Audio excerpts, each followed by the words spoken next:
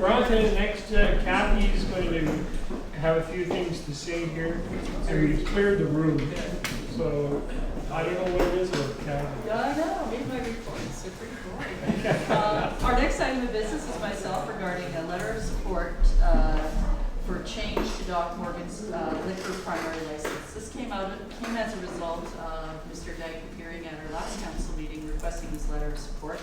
I did some investigation, and what he will require to do ultimately is changing legislation, because the current legislation allows for minors in liquor primary establishments in downhill ski resorts, curling clubs, golf course facilities, recreation centers and stadiums, and bowling alleys. So he's requesting that, not marinas, but he's ultimately, I think what he needs to request is a change to the legislation. What he's looking for is a letter from the Attorney General and Minister of Public Safety, Shirley Bond. He's going to be writing a letter requesting a special exemption to allow that. And what he's requesting of us is just a letter of support. And reading through all the legislation, I discovered there's 2 liquor acts, not one. It took me a little while to figure that out. I think that it would be certainly appropriate to, under the mayor's signature, but just write a letter of support to the Minister of Public Safety and Solicitor General, noting that we support his change to the legislation. And so the recommendation would be that council support Mr. Dyke's request to the province that Doc Morgan's liquor primary license be changed to allow children in its liquor primary area until 8 p.m. as a marine tourist destination, and that a letter be written under Mayor Adlar's signature to Shirley Bond, Minister of Public Safety and Solicitor General, noting council support of this request. So moved. Sorry. I'll talk to it when we're ready. Are we ready? We moved to Yeah, we've moved to second sequels. Okay. Having been part of the golf course application for a liquor license and so forth, I know how incredibly difficult it is to get a license, let alone change a license, which is almost more difficult. So this is a huge undertaking that Ronnie's asking for, and what he's asking from us is virtually nothing. So this is a slam dunk. I would go one step farther myself and think Shirley Bond is one aspect. She won't actually be handling it, but we as independent councillors, I think, need to also contact our MLA and personally get behind and support it, because she, in effect, is almost more influential than Shirley Bond is. Shirley Bond will deal with it through her department, and it'll be passed down through executives. Crow, I think it's really important that we talk to, when we're over in September. And I've mentioned this to Robbie that as a council, we basically That we talk to whoever that we need to talk to. It'll be Shirley Bond at that point in time, just to ask her for her personal attention to this issue. So are you seeing meetings with the ministers is what you're getting at? Exactly. Should be, and probably the ministry that's responsible for tourism and economic development as well, because that is something that will promote the tourism and economic development. I mean, here's where we get back to that question of Alan. It's like, should we be a destination kind of resort thing? And I think that's what Ronnie's aiming for. Well, the lack of his active facility in the cove is a It's a big detriment. it's a big detriment. Yeah. No, there's no question. But, all I'm saying is that it's great to get it started with small things, but it's the bigger picture that we also have to think of at some stage. I mean, I'm not saying tomorrow or today. But it's still a benefit to us as local individuals. Oh, yeah, to absolutely. be able No, to, I'm all for it, and I agree with, and we should make sure that we get to see the minister and whoever else we need to see when we're over in Victoria. We can go en masse. Should the talking, lobbying with John McIntyre not start Now, Yeah. Not end. Yeah. Just well, let us this letter is just the front. Just the front page. We need to add to the resolution that she get one. Yeah. well, I think we should just copy her. I don't think she has to do the resolution, but. Oh, I think it would be good in the Okay. resolution. We'll be changing from the Minister of Public Safety and Solicitor General and our MLA Joe But McIntyre. we're calling Yeah. to them, Yeah, they're calling to same our. thing. Put it on your copy too. Yeah. The other thing I was going to say, just for new members of council, is when we go to UBCM, we usually let Joan know what ministers and meetings we have, and she Right. usually accompanies us Okay. as if she can. So, the sooner we set them up and let her know they So can get if worked we in tell them hers. in advance, then she will. Yeah, yeah, Be but we need appropriate as a for- courtesy to let her know, Okay. yeah. Thank you. So we have it moved and seconded with a friendly amendment, I would assume. It was moved and seconded. Yes. All those in favor? Thank you. One thing I just wanted to point out for the, maybe for the information, the study on Bowen Island commercial floor space demand analysis that's enclosed behind this letter has nothing to do with the And he letter. notes that on the separate, on the cover of his. So the agenda doesn't, it's listed as part of the Union Steamship Marina correspondence, it doesn't list it as a separate agenda item. So we should maybe make a note of it separately in the minutes, which is why I did it. Next. Next up, we have our bylaw services officer and golfing pro, Bonny, and she has, I think, two reports. Yeah, good morning. Welcome, Bonny. Councillors. Yes, it's good to be here. So I'm presenting two items on the agenda, 4.4, which is the noise exemption for the Union Steamship Company Marina wedding dated, and that is going to be happening July 28th. The recommendation is that council approve the application made by Stephanie DeBest for an exemption to the noise control bylaw for a wedding to be held on the lawn and in and around the Union Steamship Company Marina cabins on July 28th between 4:30 p.m. and 11 o'clock p.m.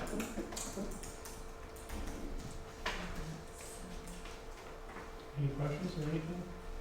So moved. Were there any people that objected? Yes, there were no people that objected. She was very diligent. She did more than her due diligence, and I think it was 86% of the residents were canvassed, the residential areas, and 86% were in favor or had no objections. Great, thanks. Question? All those in favor? Thank you. Okay, and then 4.5 is another noise exemption application. And this one is for a wedding to be held at Cateshill Chapel at 661 Carter Road between August 11th at 4:30 p.m. and August 12th at 1 o'clock a.m. Currently, there's no residential units that fall within the barrier around Cateshill Chapel, but the noise, that may be coming from the event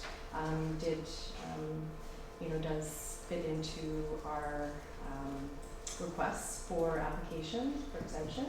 So the recommendation is that council approve the application made by DG Blair for an exemption to the noise control bylaw for a wedding to be held at Cateshill Chapel, 661 Carter Road, from 4:30 p.m. August 11th, 2012 until 1 a.m. August 12th, 2012. I think Peter Britton is the next door neighbor, so I think this is a good idea.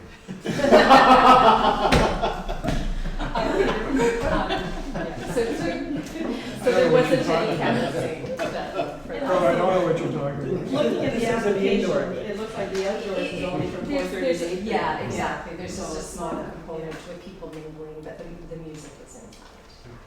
Sir, it's only from what? The outside part is only from 4:30 to 8:30, so the music will be inside in the hall, yeah.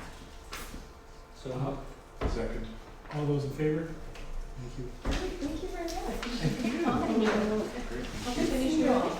No, we got just a couple more items to Thanks, go Bonnie. through. We're under new business, and there are no disclosures of contracts with council members pursuant to section 107 of the community charter. Our next item of business. Actually, I was wondering, Municipal Insurance Association always asks us for voting and voting delegate and correct. alternate. And so I thought we should be on the gun because they're not meeting in August. And appoint a voting delegate for the Municipal Insurance Association AGM, which is on Tuesday at UBCM, and we need an alternate as well. In the past, Councillor Morse has kindly agreed to be your voting delegate, and I'm assuming you're volunteering again? I will volunteer again unless anybody else really wants to go. But that's correct, as we're in a new council, we do need But we need an alternate just in case something comes up that I. Don't you fear, you know. Okay. So who wants to be the alternate? Don't all stick your hand in one. When is it? It's the Tuesday afternoon, and you don't have to come. I mean, it would just be for some reason if I get run over by a truck or something. Yeah. What would we do? Just sit there. Sometimes it's interesting. Do they serve cocktails? No, don't even get cookies anymore.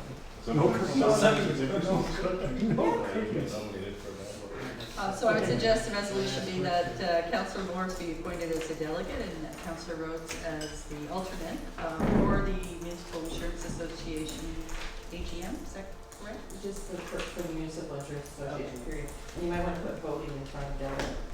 I so move. Second. All those in favor? Thank you. Okay, so our next item of business is cancellation of the September 24th regular council meeting. This falls during the week of UBCM, and the recommendation is that council cancel the September 24th, 2012 regular council meeting in order to accommodate attendance at the 2012 UBCM annual conference at the Victoria Conference Centre, and that staff advertise cancellation of the above caption meeting on the municipal website. So. Second. Thank you. All those in favor? Thank you. And then we have information items. Oh, sorry, any other new business? I just have a question, Kathy. On the school washroom resolution and so forth, on page 4.1, we did the resolution and so forth, but did we also incorporate and that council direct staff to apply for funding and so forth? Yes, I just I didn't had hear it reread that section of the section we changed, but it was Okay. implicit that the whole thing Okay, was. so, checking. Good question. I'm just wondering if there's any other new business items from members of council? Yeah, this is a good time as in agree, but I had a couple of people suggest that Peter Schmidt was very instrumental in building the trail around Killarney Lake, and that perhaps the municipality might want to ask Parks if they consider naming that trail after him. It's on the record, Yeah, yeah, I'll bring that up at the next Environment and Parks Committee meeting. Which is when? It is, well, there's a tour in August, I'll bring it up with the chair when we go on, it's a tour of parks. There isn't actually a formal meeting that day, but the next meeting, real meeting is in September. We could, it'd probably be nice if we had a formal resolution just because it Well, recognizes. maybe we should make sure that maybe Metro Vancouver has a naming policy, Yeah, and we should clarify that first. I'll find out if make there a is phone that, call this afternoon. and if there is, then we should pass a resolution asking that. Yeah. That's good advice, Alice. Okay, information items. No, just as a, moving along the Metro Vancouver Trail. So, during the Steamship Days, Steamship Days,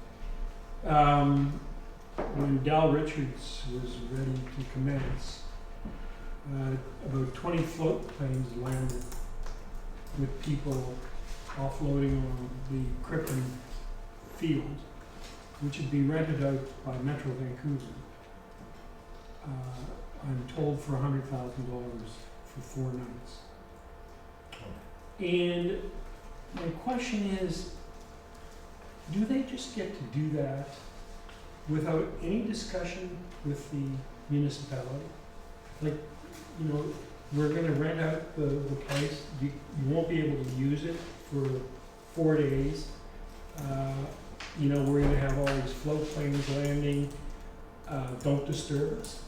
I know they do have a staff person at Metro Vancouver who handles the rentals of the facilities there, and they don't check with the municipality, that's correct. So, there's something wrong with that picture, in my opinion, Mr. Lawson. There's something wrong with that picture. We don't get anything very much from Metro Vancouver for the money that we pound in, except more regulations. I don't think there's any understanding of how different we are from the actual Metro Vancouver. We're a rural municipality. We don't get any of the amenities that maybe they feel they should give to the bigger cities or the bigger municipalities. I'm really unhappy with that part of it. There seems to be no consideration, and I'll tell you, I was really surprised when Alan said that the Metro Vancouver was interested in trading for land, and that's something I've asked if you would check into what we can do with Metro Vancouver on both the south side, but on other places, you know. Like Jack, it has been. Tim was at a Metro meeting, and we had a little aside with Gaetan Loyer about it, and said that right now there's a lot of things swirling around in terms of things that we could do, but we'd have to hold off for a few weeks until some decisions were made.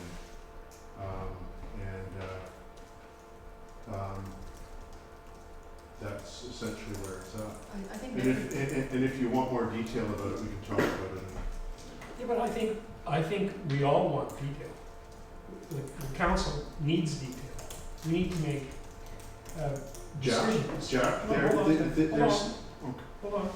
We need to make policy decisions as well as decisions that affect our finances or infrastructure. We need to think about these things, and I don't want to sort of hear about them after the fact. I'd sort of like to hear about them before we actually go into negotiations with whatever we're negotiating about. And I don't care what it is, whether it's TransLink or whether it's parks, Crippen Park. I don't care what it is. I'd like to know, and I think council would like to know. Jack, we have talked about this in private meetings, and I can't go into it right now, and your memory is failing you, so, No, that's. yes, it is. My memory's not failing me. I know what we talked about privately. What I'm trying to bring up here is that everybody in council needs to know what's going on with every aspect of where we are when we're representing the Bowen Council to the outside. We need to know what's going on. I'm not quite sure, what are we talking about right now? Can I just sort of, 'cause I've Maybe got a before couple. we even go any further, what is the issue we are discussing right Well, now? that's. Is a- that Well- that Metro rented out the space? Yes, Is that's that- what that's I not- was- And that's exactly what we should be talking about. Well, if that is the issue, then let's talk about that, but not Okay. what has been discussed in I other will discussions. contact Metro Vancouver staff to find out what their policy is regarding Crippen Park. It is their land and they do rent it out, but And there's at this only point in laws. time, I think I can talk to staff and find out if there's, we can be consulted on it. And it may require at some point Councillor Stone as our Metro Vancouver rep to bring it to perhaps the Environment and Parks Committee. Regarding talking to Metro Vancouver staff regarding land swap, etc., I think the stance of Metro Vancouver over the years has been, once the municipality knows what they want to do, then they're happy to speak from staff or from politician to And politician. it would be entirely appropriate for the Environment and Parks Committee to discuss this at the table. It's things it's a kind of topic that does come up.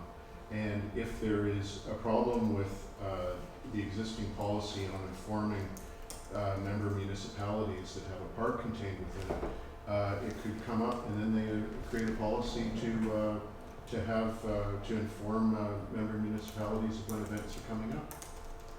So all that had to be said was that we had a problem with this event where we had all these float planes coming in. Staff can take care of it, and myself as a member of the Environment Parks Committee can bring it up.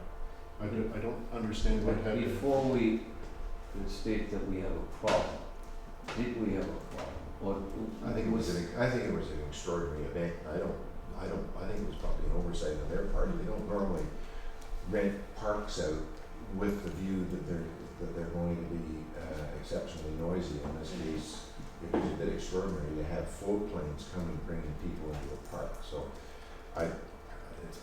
it's There may fairly already be a policy It's in fairly place. reasonable to us to say this actually interfered with a public event that was going on because of the noise and noise pollution aspect. And we'd like some advance warning of something like this in future. That's Exacerbating the problem during that particular event was an overzealous pilot who was revving his engine for no particular reason at all. He was just like, when I was on your boat, it was just nuts. The guy was just sitting there. It was like he was spinning his tires on the pavement. And that, parks could have, the only, knowing that planes are coming in is one thing, but when there's a rogue pilot sitting there revving the engine, how can you prevent something like that? You can't really anticipate that that's going to happen. But as first step, let me contact the staff at Metro Vancouver and just kind of find out what's going to happen. I'm sure they'd be happy to. I would view it just as an inquiry as to the policy in place rather than referring to a problem. Yeah. Because Ronnie Dyke had float planes coming in for years. It was only because of the Morgan closure now that it was, and they were not much less noisy. So now all of a sudden, and we haven't had float planes coming in for quite a while because of Doc Morgan. Now, after 2 years of no float planes, we have one event, and we say, well, this is a problem. I would say, inquire about the policy, and then let's talk. So it was during a public event, okay, that's all, that's what I'm It was a saying. public event, it's their park. They pay for the park. They say, well, we that's have to the make point. money out of the park. There was a group from Australia, and they wanted to use it as a showcase. Could it have been done differently? Probably yes. But we should not that's- use that as as if But we that's are the upset. point. I'm making the point that there was no discussion with us. Nobody asked us about noise bylaws or any other thing that Bonnie was just talking about. I mean, we're nothing in the Well, scheme but of we have to things. think about it. Is that something the public would like to immerse itself in? I mean, we have no noise bylaw for trucks using the engine brakes coming down here. Mhm. So are we doing something about that? That's a When Maybe we have we to should. start blasting over there, do we complain to ourselves for the blasting? But maybe we should. We live occasionally and are exposed to noise. That's a fact. So we say, we are going on and extremely sensitive when it comes to noise, and you ask for permission, and you better ask council for. Well, It wasn't quite the point I was trying to no, make. but And I won't belabor it any. I sat on the boat. I didn't like the noise, but it's what? It's their park. They haven't done that since when do they own the park? So for the first time they do something. Now, it's good to ask, but Yeah. the policies make them aware that there may be a certain sensitivity, but don't go any further. And to be fair to Metro Vancouver staff, we've had a lot of staff changes here in the last few years, and they may not know who to talk to right now. Yes. We want a lot from those folks, so don't come and basically tell them who's the boss. That would not be the best approach at this time. And the other thing, there was questions raised by the general public about what benefit we were getting, and the lady who was coordinating the tour actually lives on Bowen Island. So there is a Bowen Islander that did get an economic benefit from that event. She was hired by the group that was putting the package together. Currently taking a trip to Australia. Rosie. Yeah, exactly. Would there be any other new business from I'd council? just like to thank Councillor Morse for the attention and care she takes with the minutes. it's, Well, you know, we were like, Lisa Shasky wrote a poem. She read out of Bob's party. Actually, I take that as an excuse. I hardly ever read. very- Alison done it. Okay, I could have said that was just. Keep that to a closed meeting. yourself. I think you guys are deliberately going to put an error in, and I'm not going to raise it Oh, to see if sorry, you guys Darren can. has a point. One more really quick thing. Now that Annie Dempster is on board, I don't know when she officially starts, I have a fairly eager group in the APC wanting to put forth some of what they researched there a while back. We haven't had a meeting in 2 months because of the lack of a planner to review and advise on their work. So when you think she's ready, if you wouldn't mind to let me know, Sure, yeah. then I can advise them. She's starting August 27th. This is, of course, our new planner. I think you all met on Friday evening. I would give her a couple of weeks, but I've Yeah, of already course. flagged for her involvement with the APC, and she's actually keen to keep them involved with them. So we'll work out a date, probably mid-September or so. I think would probably be good. Sounds good. Because I need to advise. I feel Yeah. a little negligent in that we haven't. Yeah, and I've talked to Drew Rose as well, and just Good. kind of explained to him. Great. He was quite understanding. No, he is. I would ask council under information items that council receive for information the items as outlined in section 11 of the July 23rd, 2012 special council agenda.